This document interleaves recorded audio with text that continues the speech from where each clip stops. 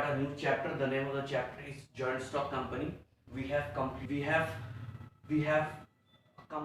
the different forms of business organization. We have studied about sole trade business, we have studied about partnership business, and in those businesses we have understood that the large financial resources cannot be accumulated, cannot be mobilized in these two forms of business.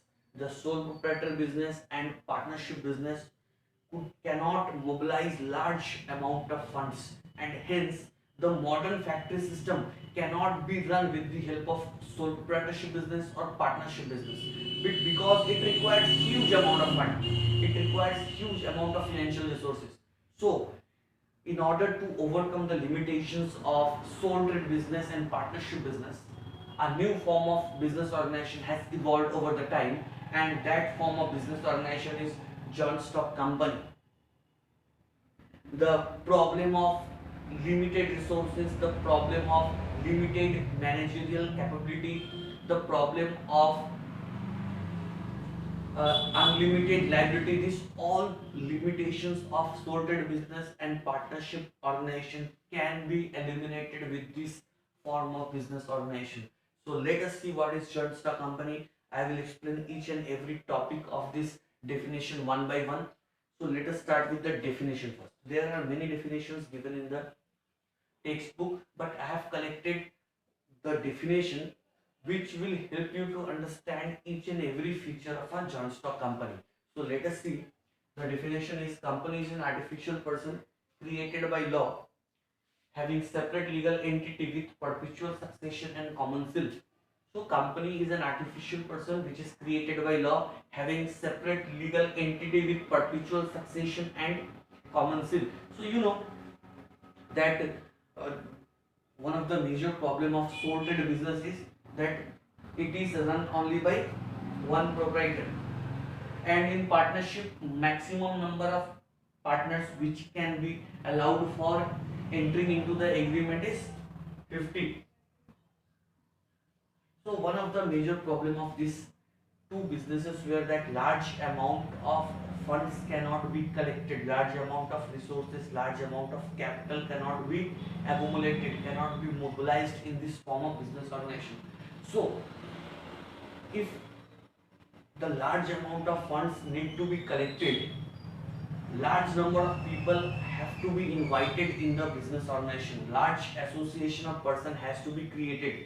So company, joint stock company is that form of business organization where number of owners are coming, number of shareholders are coming in order to extend fund in the organization, in order to run the business organization.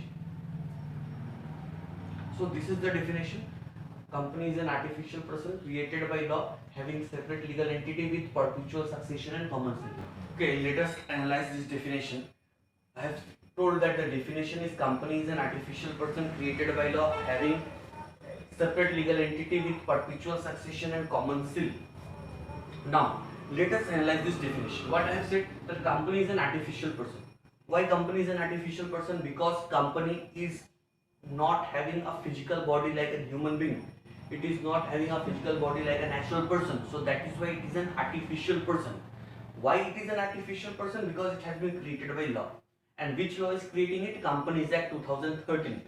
Next, when I am telling you that it is an artificial person, it means that it can enter into contract, it can own property in its own name, it can file suits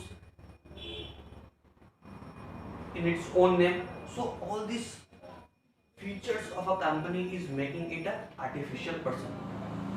And the next one is, it is having separate legal entity. The company is separate from its members, the company is separate from its owners, the company is having its distinct in existence. That means the member of the company or the shareholders of the company cannot be held liable for the act of the company. The company and the members are totally different. The company and the shareholders are totally distinct. They don't have any they don't have any mutual relationship. Next one is perpetual succession. What is the meaning of perpetual succession? That the company will continue for a long time. It means that there is a continued existence of the company. The company is created by the law and it will come to an end only with the help of law. So the death, the lunacy of the member will not affect the business of the company. And finally, common seal. The company is not a natural person. It is not having a physical body, so it cannot put signature according to the way what a natural person is doing. So company will have a official signature. The company will have a official signature because already it is a person, but it is an artificial person. So when it is an artificial person, it will have an official signature. The official signature of the company is known as common seal. So this is all about company.